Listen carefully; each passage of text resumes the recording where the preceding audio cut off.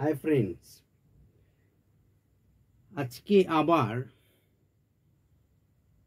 History class 12 আর্টসের যারা 2025-এ HS দেবে তাদের আমি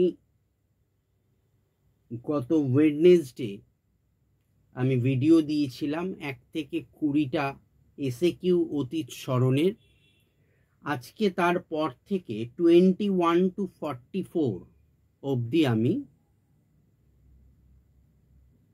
এসএকিউ নিয়ে, ইম্পর্টেন্ট এসএকিউ নিয়ে আলোচনা করব। সো ভিডিওগুলো ভীষণ ইনফরমেটিভ হচ্ছে এবং তোমাদের এইচএস প্রিপারেশনের জন্য যা যা করা প্রয়োজন চ্যানেল মারফত যতটুকু করতে পারি, কেননা একটা চ্যানেলে এত বড় ক্লাস করানো যায় না। সামনাসামনি 1.5-2 ঘন্টা ইনস্টিটিউটে ক্লাস আমি করিয়ে থাকি, 2 ঘন্টা তো হয়ই, কিন্তু একটা ইউটিউব ভিডিও 2 ঘন্টার যদি বানাই সে ভিডিও ভীষণ একঘেয়েমি লাগে। তাই জন্য ছোট ছোট যতটা পারছি ছোট করে ভিডিও বানানো এবং ইন্টারেস্টিংলি তোমাদের যাতে পড়ানো যায়, বোঝানো যায়, সেইভাবেই চেষ্টা করছি ভিডিওগুলো বানানো। একটু আমার সঙ্গে থেকেও আমাকে অবশ্যই ভিডিও যারা দেখছো শুনছো একটা লাইক দিও, কিছু কমেন্ট করতে পারো, ভিডিওটা প্রচুর শেয়ার করো বন্ধু বান্ধবদের মধ্যে। আমার উদ্দেশ্য একটাই, যে যাতে আমি এই চ্যানেল মারফত অনেক ছাত্রছাত্রীর কাছে পৌঁছতে পারি। আমার কোনো রকম ইনকামের ইন্টেনশন নয়। আমি চ্যানেলটা শুধুমাত্র খুলেছি, আমার ছাত্রছাত্রীরাই খুলে দিয়েছে চ্যানেলটা। আমার উদ্দেশ্য একটাই, যে আমি এই চ্যানেল মারফত আমি যেন অনেক ছাত্রছাত্রীর কাছে রিচ হতে পারি, এটা আমার কিন্তু টার্গেট। আর যদি বলো যে স্যার আপনি সাবস্ক্রাইব কেন বলছেন, তাহলে আপনার যদি টার্গেট না থাকে যে আপনি রোজগারের টার্গেট, সাবস্ক্রাইব করার আমার যেটা উদ্দেশ্য, কার কি উদ্দেশ্য আমি জানি না, আমার উদ্দেশ্য সাবস্ক্রাইব করতে বলার সেটা হচ্ছে তোমরা নোটিফিকেশনটা পাবে বলে। তার কারণ কি, আমি ডেইলি ভিডিও দিই, তো সানডে ছাড়া Monday to Saturday daily video upload করি আমি।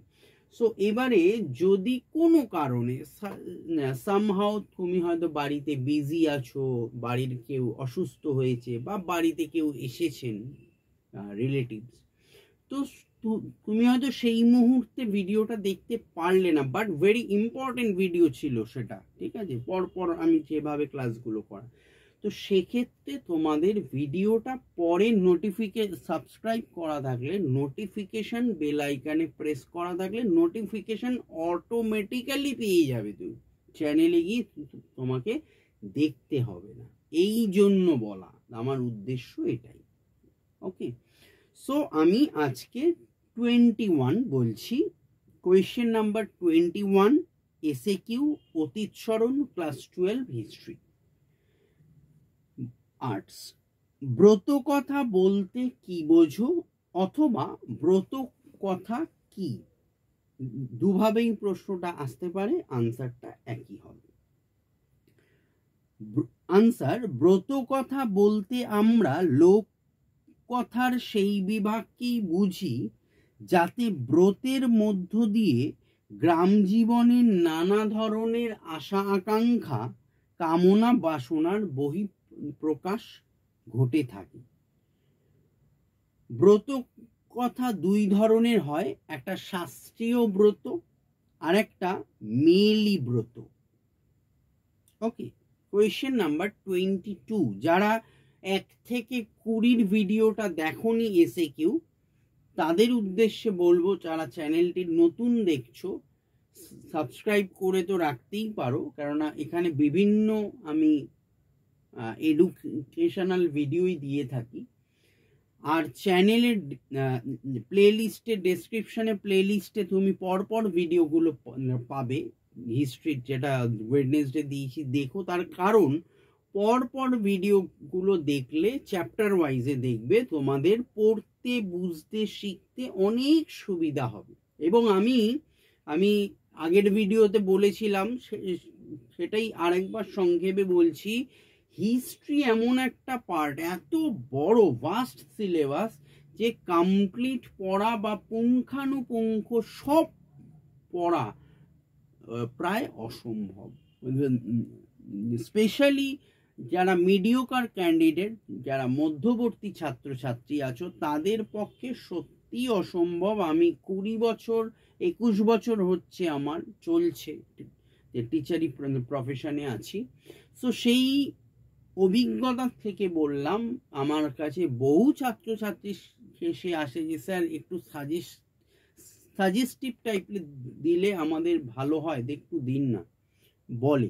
সো তাই জন্য বললাম, আমি বাছাই করে বেছে যতটা সম্ভব হচ্ছে আমি করে দিচ্ছি। তাই বললাম ভিডিওগুলো পরপর তোমরা প্লে লিস্টে গিয়ে দেখো। আমি বলছি তোমরা ডেফিনেটলি, আমি এইচএস ইংলিশেরও ভিডিও দিচ্ছি ওয়েস্ট বেঙ্গল বোর্ডে, আর হিস্ট্রির দিচ্ছি, আরও অনেক আর একটা ফিলোসফিরও দিচ্ছি, যে লজিক পোর্শনটা। 3টে আমি পার্ট এইচএস এর করছি ভিডিও।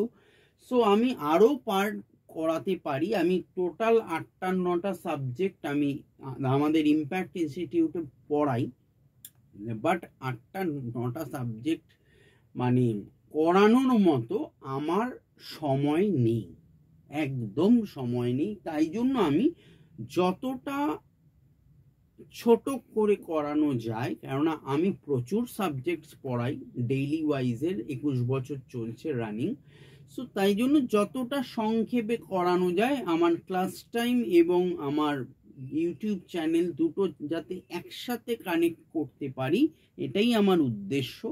তো যদি ভিউজ থাকে বা ভালো ফিডব্যাক কমেন্ট বক্সে পাই, আমি কয়েকজন আমার পলিটিক্যাল সায়েন্সের জন্য বলেছে, আমি শুনেছি, তবে আমি ডেফিনেটলি চেষ্টা করব বা করছি যাতে আমি ভিডিওটা তোমাদের দিতে পারি।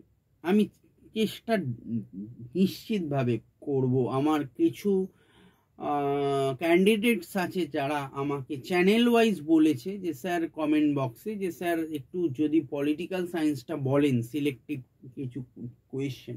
আমি বললাম আমি চেষ্টা করব, কেননা হিস্ট্রিটা এমনি বড় একটা লেন্দি পার্ট। আমি ডেফিনেটলি চেষ্টা করব যাতে তোমাদের দিকে তাকিয়ে যাতে আমি এটা ফুলফিল করতে পারি। আমি কমিটমেন্টে যাচ্ছি না, বাট আমি চেষ্টা করব।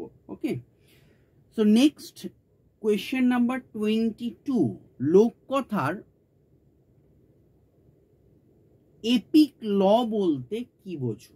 আনসার, লোককথার বিশ্বজনীন মিলগুলির ভিত্তিতে লোককথায় কিছু মহাসূত্রাবলী নির্ধারিত হয়েছে, যেগুলি এপিক ল নামে পরিচিত। ডেনমার্কের এক্সেল ওল্ড্রিক মূলত ড্যানিশ সাগেন অবলম্বনে লোককথার কিছু মহাসূত্র বা এপিক ল নির্ধারণ করেছেন। 23, লোককথার সঙ্গে লেজেন্ডের পার্থক্য কোথায়? আনসার, লোককথার তুলনায় লেজেন্ড অনেক বেশি বাস্তবধর্মী। 24, লোককথার মহাসূত্র বা এপিক লগুলি প্রথম কে কয়টি ভাগে ভাগ করেন? আনসার, ডেনমার্কের এক্সেল ওল্ড্রিক লোককথার মহাসূত্র বা এপিক লগুলিকে 11টি ভাগে ভাগ করেন। তিনি মূলত ড্যানিশ সাগেন অবলম্বনে লোককথার মহাসূত্র বা এপিক লগুলিকে নির্ধারণ করেন। কোয়েশ্চেন নাম্বার 25, লোককথার মহাসূত্র বা এপিক লতে 3-এর সূত্রটি কি? আনসার, বেশিরভাগ ক্ষেত্রে লোককথার ঘটনাগুলি 3-3বার করে হয়, যেমন লোককথার কোনো চরিত্র, কোনো কাজের ক্ষেত্রে প্রথম ও দ্বিতীয়বারে সফল না হলেও তৃতীয়বারে অবশ্যই সফল হয়ে থাকে। 26, কোয়েশ্চেন, লোককথার মহাসূত্রে পুনরাবৃত্তির সূত্রটি কি? আনসার, লোককথায় একই ঘটনার পুনরাবৃত্তি ঘটে বা চরিত্রগুলির মুখে একই সংলাপ ঘুরে ফিরে আসে, এমনকি একই শব্দ পুনরাবৃত্তির সময় বর্ণনা ভঙ্গিমাও একই রকম থাকে। 27 লোককথার একটি গুরুত্ব কি? লোককথা আনসার, লোককথার কাহিনীগুলি থেকে অতীতের সামাজিক, সাংস্কৃতিক ও ধর্মীয় ঐতিহ্য সম্বন্ধে জানা যায়। 28 লোককথায় সমাজের সূত্র বলতে কি বোঝো? আনসার, লোককথায় অনেক সময় ঘটনাগুলির মধ্যে অসংখ্য মিল খুঁজে পাওয়া যায়, এমনকি অনেক সময় পার্শ্ব চরিত্রের নামকরণের ক্ষেত্রেও মিল খুঁজে পাওয়া যায়। 29 ইংরেজি ভাষায় লেখা বিশ্বের প্রথম লোককথার গল্পটির নাম কি? আনসার, ইংরেজি ভাষায় লেখা বিশ্বের প্রথম লোককথার গল্পটির নাম হলো রিচার্ড জনসনের the story of Tom Thumb. 30 folk legend ও ফোকটেল কথা দুটির পার্থক্য কি? আনসার, ফোক লেজেন্ডের কাহিনী ফোকটেলের তুলনায় অনেক বেশি বাস্তবধর্মী হয়। ফোক লেজেন্ডের চরিত্রগুলি অনেক বেশি বিশ্বাসযোগ্য হওয়ায় সাহিত্যের ইতিহাসে ফোক লেজেন্ডের ঐতিহাসিক মূল্য ফোকটেলের তুলনায় অনেক বেশি। 31 ফোকলোর বা ফোকটেলস ইতিহাস রচনায় কিভাবে সাহায্য করে? আনসার, ফোকটেলসের বিভিন্ন শাখা যেমন লোকসাহিত্য, লোকশিল্প কলা, লোকসঙ্গীত ইত্যাদি ইতিহাসের নানা উপাদান হিসেবে ব্যবহৃত হয়। পাশাপাশি এগুলি সমাজের নানা সম্প্রদায়ের বিভিন্ন প্রথা ও রীতিনীতির সম্পর্কে ধারণা জুগিয়ে ইতিহাস রচনায় সাহায্য করে। 32 স্মৃতিকথা কাকে বলে? যে অউপন্যাসধর্মী সাহিত্যে লেখক তার অতীত জীবনে ঘটে যাওয়া কোনো ঘটনার স্মৃতিচারণ করে থাকেন তাকে স্মৃতিকথা বলে। 33 স্মৃতিকথা কয় প্রকার ও কি কি? আনসার, পণ্ডিত ও গবেষক হেডেন হোয়াইটের ধারণায় স্মৃতি দুই প্রকার। একটি হলো ট্র্যাডিশনালাইজড মেমোরি, যা মূলত অতীত ঐতিহ্যের মধ্যে থাকে। অপরটি রেশনালাইজড মেমোরি, যা মূলত কোনো সম্প্রদায়ের অতীতকে তুলে ধরে। আমি ট্র্যাডিশনালাইজড আর রেশনালাইজডের স্পেলিংটা বলে দিচ্ছি। Traditionalised TRADITIONALISED, memory MEMORY। Okay, next rationalized RATIONALISED, rationalized memory। Okay, 34 myth ও স্মৃতি কথার মধ্যে প্রধান পার্থক্য কি? আনসার, মিথ ও স্মৃতি কথার মধ্যে প্রধান পার্থক্য হলো মিথের কাহিনী অনেকটাই কল্পকথা, কিন্তু স্মৃতি কথার কাহিনী হলো অতীতের বাস্তব ঘটনাবলীর বিবরণ। 35 তো স্মৃতির ওপর নির্ভর করে যে স্মৃতিকথা লেখা হয় তার প্রকৃতি লেখো। আনসার, প্রকৃতিগত বিচারে স্মৃতিকথা হলো লৌকিক জ্ঞান, যেখানে অতীতের কোনো ব্যক্তিগত বা সমষ্টিগত ব্যাপারে আলোকপাত করা হয়। স্মৃতির মধ্যে দিয়ে অতীত ঘটনা বা কাহিনী পুনরায় পরিবেশিত হয়। 36 ইতিহাস ও স্মৃতিকথার সম্পর্ক কি? আনসার, ইতিহাসে অতীত ঘটনা বা কাহিনী তথ্যসূত্র সহ সাল তারিখ মিলিয়ে ধারাবাহিকভাবে পরিবেশিত হয়। তো স্মৃতিকথাতেও তথ্য তথ্যসূত্র বা সাল তারিখের উপস্থিতি খুব একটা না থাকলেও তাতে অতীত কাহিনী বা ঘটনা পরিবেশিত হয়। 37 স্মৃতিকথার একটি উল্লেখযোগ্য বৈশিষ্ট্য লেখো। আনসার, স্মৃতিকথা আসলে অতীতে ঘটে যাওয়া বাস্তব অভিজ্ঞতার বিবরণ। স্মৃতিকথায় যে কাহিনী বর্ণিত বা পরিবেশিত হয় তা কোনো ব্যক্তি বিশেষের প্রত্যক্ষ বা পরোক্ষ বাস্তব অভিজ্ঞতার বিবরণ বলা চলে। 38 মৌখিক ইতিহাস গুরুত্বপূর্ণ কেন?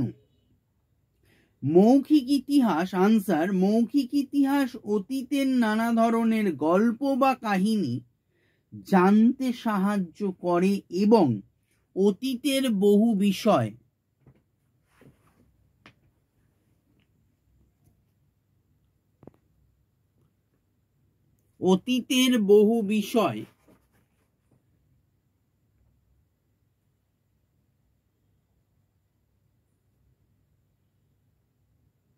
এক মিনিট আমি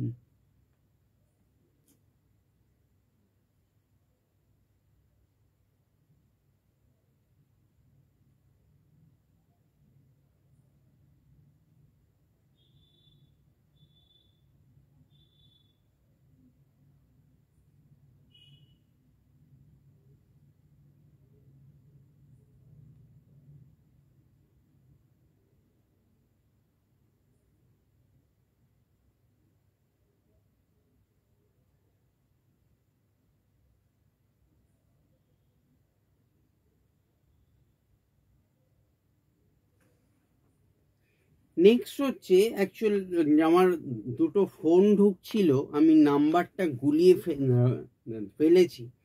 তাও তোমাদের যদি কিছু নাম্বারিংয়ে ভুল হয় আমার ইন দ্য মিন টাইম, তাহলে তোমরা কমেন্ট বক্সে আমাকে জানিও। হয়তো ভুল হতে পারে, কারণ আমি দুটো ফোন এসেছিল, আমি ওটা দেখতে গিয়ে নাম্বারটা হারিয়ে ফেলেছি।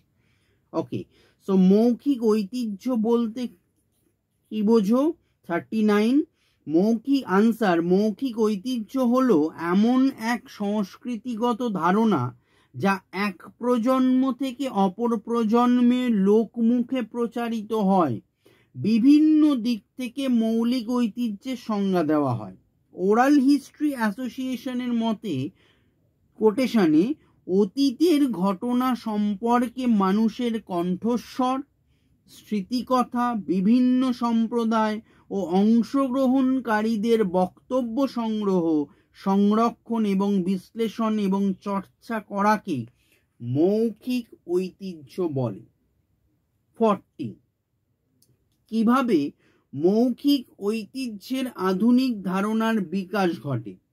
আনসার, কলম্বিয়া বিশ্ববিদ্যালয়ের অধ্যাপক Allan Nevins Columbia oral history research office প্রতিষ্ঠা করে মৌখিক ঐতিহ্যের আধুনিক ধারণার বিকাশ ঘটান। এছাড়াও আমেরিকার মৌখিক ইতিহাসবিদগণ ওরাল হিস্ট্রি অ্যাসোসিয়েশন এবং ব্রিটিশ মৌখিক ইতিহাসবিদগণ ওরাল হিস্ট্রি সোসাইটি প্রতিষ্ঠার মাধ্যমে মৌখিক ঐতিহ্যের আধুনিক ধারণার বিকাশ ঘটান। নেক্সট কোয়েশ্চেন 41 মৌখিক ঐতিহ্যের একটি প্রধান বৈশিষ্ট্য। আনসার, মৌখিক ঐতিহ্যের একটি প্রধান বৈশিষ্ট্য হলো সাক্ষাৎকার, অর্থাৎ কোনো কাহিনী বা ঘটনার একটি চরিত্রের সঙ্গে অন্য চরিত্রের সাক্ষাতের ফলশ্রুতি এক্ষেত্রে মৌখিকভাবে বর্ণিত হয়। 42 মৌখিক ইতিহাস চর্চার সঙ্গে যুক্ত দুটি সংস্থার নাম। 1 আমেরিকার ওরাল হিস্ট্রি অ্যাসোসিয়েশন ও 2 ব্রিটেনের oral history society. Last question for today 43 আমি প্রথমে বলেছিলাম 44 অবধি, বাট একটা কোয়েশ্চেন দেখলাম যে না পড়ালেও হয়, তাই আমি একটা কোয়েশ্চেন বাদ দিলাম। 43 হচ্ছে পৌরাণিক কাহিনী অনুযায়ী আতুম কে? এই প্রশ্নটা কিন্তু দেয়, আমি দেখেছি। আতুমকে না, আনসার পৌরাণিক কাহিনী অনুযায়ী আতুম হলেন মিশরীয় দেবতা। মিশরের পুরাণে বলা আছে আতুম বিশ্বের সব কিছুর স্রষ্টা। সো এই 1 থেকে 43টা এসএকিউ তোমরা অতীত স্মরণের পড়ে রেডি করো। নেক্সট ওয়েডনেসডে আবার আমি অতীত স্মরণ থেকেই পরের পার্টে যেগুলো ছোট ছোট এমসিকিউ, শূন্যস্থান, এসএকিউ মিলিয়ে একটা বড় পার্ট আমি বানাচ্ছি। সো নেক্সট ভিডিওতে আবার দেখা হবে। ভালো লাগলে লাইক করো, প্রচুর শেয়ার করো এবং চ্যানেলটা সাবস্ক্রাইব করে পাশের বেল আইকনটি প্রেস করে আমার সঙ্গে থেকো, আমার পাশে থেকো। Thank you for watching this video. Good night.